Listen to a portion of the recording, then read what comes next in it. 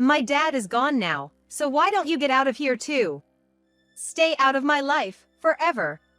The voice hurling insults at me over the phone was my daughter, with whom I'd spent over 10 years. Alice, my husband's daughter from a previous marriage, had dramatically changed her attitude towards me, her stepmother, once she started living on her own. Then, when her father, David, passed away in an accident, her hostility escalated even more. She accused me of being a fake mother and even went so far as to demand that I renounce my inheritance from my late husband. After remarrying David, I had striven to build a good relationship with Alice. But her incredibly hurtful words shattered my resolve. I became exhausted and indifferent, finding myself agreeing to renounce the inheritance. 3 days later, you knew it, didn't you? You knew and kept quiet about it. Do something about it. My daughter frantically called me, her voice strained with panic. Just a few days ago, she had told me to stay out of it, and now, she was desperately screaming for me to fix it over the phone. Feeling a deep sigh escaping my lips, I responded in a chilly voice. My name is Naomi Parker. I live with my husband, David, and our daughter, Alice. Truth be told, Alice isn't my biological daughter. She is David's daughter from his previous marriage. David and I met, or rather, reunited, at a high school reunion. The David I saw after so many years seemed a bit worn out, troubled even, compared to his high school self. Perhaps the alcohol made him more talkative than usual. About a month before the reunion, he quietly told me that he had divorced his wife and was now raising his daughter alone. Listening to his story, I learned about his struggles, the fact that his wife had cheated, leading to the divorce, and that his daughter Alice was only in the 3rd grade and quite mature for her age. He had a hard time figuring out how to interact with her. Naomi, would you be willing to give me some advice about Alice? What? Me? I'm begging you. There are so many things I don't understand as a father, and more than anything, as a woman, you might be easier for Alice to talk to than me. Please, I beg you. I've never raised a child before, I replied. I don't think I can give you any advice. I initially refused, but it was clear that David was genuinely struggling. In the end, I reluctantly agreed to at least listen to his concerns. At first, I simply answered David's questions over the phone. About how a girl thinks, what a girl needs, that sort of thing. But things began to change when David asked me to go shopping with him for Alice's birthday present. I want to give Alice a surprise gift that she'll love. Will you come shopping with me? Having offered my advice a few times already, I didn't think much of it and agreed. But it turned out to be an excuse for a clumsy date invitation from David. After we finished shopping, he said, "Let me thank you by treating you to dinner," and took me to a nice restaurant. It was there, he confessed, "The truth is, Naomi, I have feelings for you." I was truly taken aback. And with David's confession, I realized that I was drawn to his sincerity in facing his family issues head-on. So, I started dating David, and after a few dates, we started to spend time together with Alice. When David first introduced her to me, I could tell that Alice was quite wary of me. That's only natural. She had just been separated from her mother due to the divorce, and she must have been afraid of losing her father to a woman she didn't know. Even after I married David the following year, Alice didn't really talk to me. Sylvia, a classmate of mine and David's, would occasionally call me out of concern. How's it going? Have you gotten a little closer with Alice? You guys haven't been arguing, have you? Not at all. Even if I start a conversation, it ends with just a yes or no. It would be nice if we could even argue enough to sustain a conversation. Well, that's true. I often consulted with Sylvia because she also had a daughter Alice's age. Girls are difficult, aren't they? They seem mature for their age. So, I shouldn't think of her as a kid? That might be right, you probably shouldn't treat her too much like a kid. Sylvia, who gave me advice based on her own experiences, was a real godsend. Moreover, it turned out that Sylvia's daughter and Alice went to the same elementary school. You suddenly became a mother to a 9-year-old, don't rush. That's right, it all comes down to that, doesn't it? I sighed. I felt dejected, thinking that there was nothing I could do in time would eventually resolve things. David was also very concerned about the rocky relationship between Alice and me. Therefore, we decided to go on a family trip to the seaside, hoping it would serve as a turning point. This is a beach where you can find beautiful stones, I heard. Beautiful stones. I definitely want to find them. That day, Alice, trying to keep her distance from me, started searching for stones desperately by her dad's side. I felt a little sad at this distance, but I too began searching for stones. If I found a pretty stone, I thought of presenting it to Alice. Nothing, there's nothing. True, though we find quite a lot of beautiful seashells. Seashells? She must have been so engrossed in looking for stones that she didn't notice anything else. Alice looked up and glanced at my hands. Show me the beautiful seashell. Sure, here. Wow. In my palm was a beautiful pink seashell. That's true. It's so beautiful. If you like it, Alice, you can have it. Really? I'm so happy. Thank you. Alice's face lit up.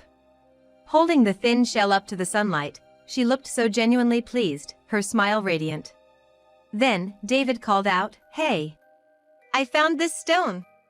Wait, Alice, you found something too? He must have been searching hard. David, drenched in sweat, had found a lavender-colored seashell. Wow, this is also beautiful. True. It's so lovely. As the two of us peered into David's hand, our heads bumped together. Ouk. Rubbing my forehead, I looked at Alice to see if she was okay. Alice was in the same position, looking at me, and then she laughed. It's okay, Alice, are you all right? Yeah, I'm fine. Then, with the pink shell in her right hand and the lavender shell in her left, she looked up at David and me, saying, "I'll treasure these." I feel that from that day onwards, the distance between Alice and me gradually shortened. Wishing to be closer with Alice, whenever the three of us were together, I made a point to talk with Alice more than with David. We would share thoughts about our favorite cartoons and comics. She would tell me about the school lunches she loved. We would share our dislikes, and David would give Alice and me some time to spend just the two of us. We would shop for clothes together, visit cafes with delicious limited edition sweets, and go to see movies. Slowly but surely, the look of caution and restraint on Alice's face began to fade. By the time Alice became a high school student, people around us would say, "What a wonderful family you are." I was genuinely delighted. However, once Alice started college and began living alone, she started distancing herself from me again. The responses to my text messages checking up on her were often curt and short. Even when she occasionally visited home, she mostly spoke to her father, David, and hardly talked to me. I tried to create opportunities to talk to her, like delivering her allowance in person instead of transferring it, but she would only say, "Just transfer it next time."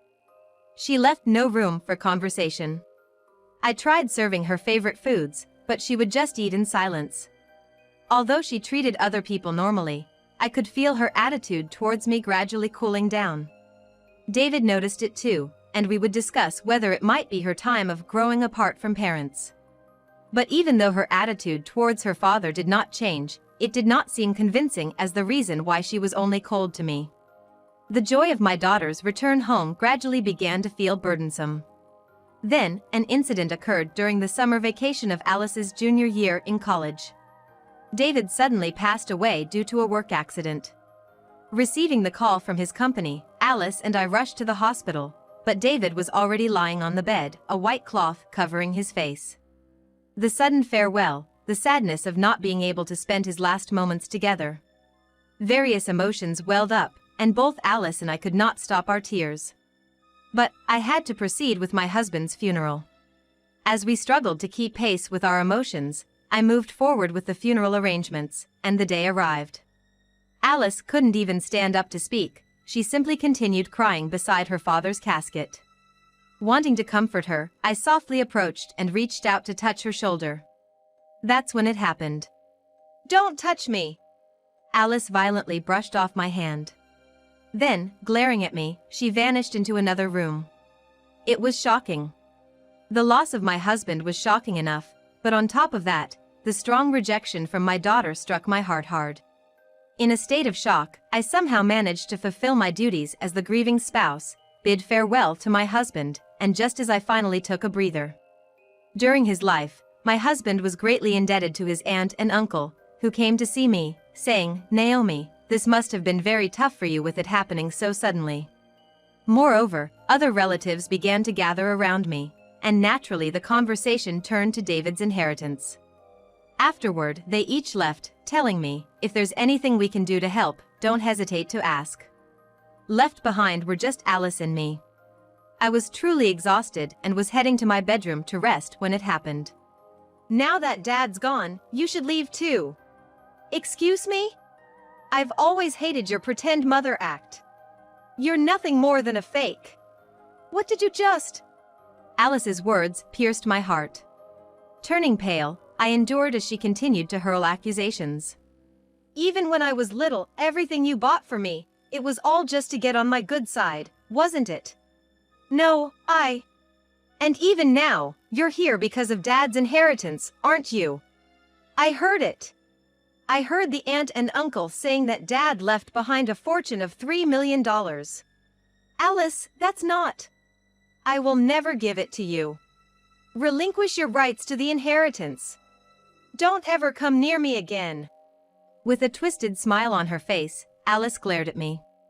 I realized I couldn't take it anymore. "As you wish, I will relinquish my inheritance rights. I'll leave this house and everything related to your father to you. I won't have anything more to do with you." Upon hearing my words, Alice laughed with a triumphant expression. I might have imagined it, but there seemed to be a sense of relief in her expression. The next morning, I gathered my belongings and returned to my parents' house. But 3 days later, Alice, who had said to not involve herself with her, called me. "Hey! What's going on?" "What are you talking about?" "Dad's inheritance. You tricked me, didn't you?" I sighed deeply at her frantic voice. In fact, David's inheritance was indeed $3 million, but it was in debts. On the day of the funeral, the relatives and I discussed that due to David's business failures, there was a debt of $3 million, and we should renounce the inheritance of the debt as soon as possible. Having only heard fragments of the conversation, Alice had apparently assumed that $3 million was coming her way. Moreover, she had incurred a debt of $5,000 through credit card loans. Facing her own debt and the impending pile of her father's debts, Alice was in a frenzy. "You knew, didn't you? You knew it was $3 million in debt and you stayed silent. Do something." "Yes, I knew. And I also knew about the $5,000 debt that Alice had incurred, which I learned from Sylvia's daughter.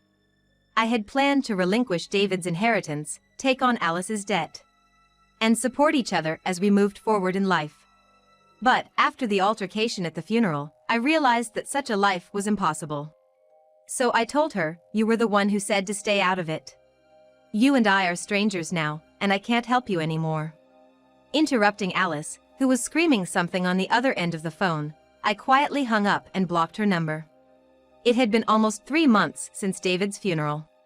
Having renounced the inheritance, I had moved out of the family home and was living alone in a small apartment. I had set up a picture of him, a vase of flowers. "I'm sorry, I couldn't protect your precious daughter," I told the picture of David. I had been filled with regret ever since I had fought with Alice over the phone and ended our relationship. Despite knowing that Alice was already in debt, I had pushed her away when she ended up taking on even more debt. Lost in thought and feeling uneasy, the phone rang. It was Sylvia. "Naomi, Alice is in serious trouble." The panicked message Sylvia conveyed was as follows. Alice had been so shocked by the $3 million in debt that she had become a recluse, unable to do anything. Obviously, she hadn't been able to renounce the inheritance. I had assumed that Alice had done so after the incident. "You have to apply to renounce the inheritance within 3 months, Naomi. What are we going to do?" I felt as though I was going to faint upon hearing Sylvia's words. It was almost 3 months since David's funeral. If we didn't hurry, Alice would definitely end up with a debt of $3 million. But I couldn't respond immediately. On the day of the funeral, Alice's words had been stuck in my mind, I really hated being treated like a mother all the time, even though you're a complete stranger. She had said this with a distorted smile. What if I tried to help her again and was rejected in the same way? Remembering Alice's eyes that day, I was too scared to do anything. I can't do it.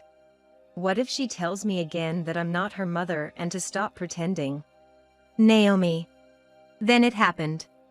Just when I couldn't bring myself to rush to Alice, the pendant that my husband had given me, which was placed near his picture, fell. Out of the blue, I decided to open the pendant. To my surprise, inside it were the lavender and pink seashells we had picked up on that family vacation day, along with a short note. Apparently, David had secretly kept what Alice had discarded. The letter read, "We were able to become a family thanks to these stones and shells that day. I hope we can always stay as a family and get along well," written in David's handwriting. I was overwhelmed with tears.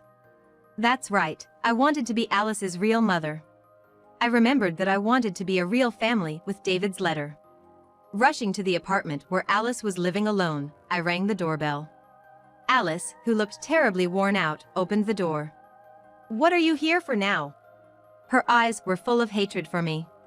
She didn't listen to what I had to say and tried to send me away. "You're the one who abandoned me when I asked for help. What are you doing now? Just leave me alone." She said this and began throwing whatever was close at hand.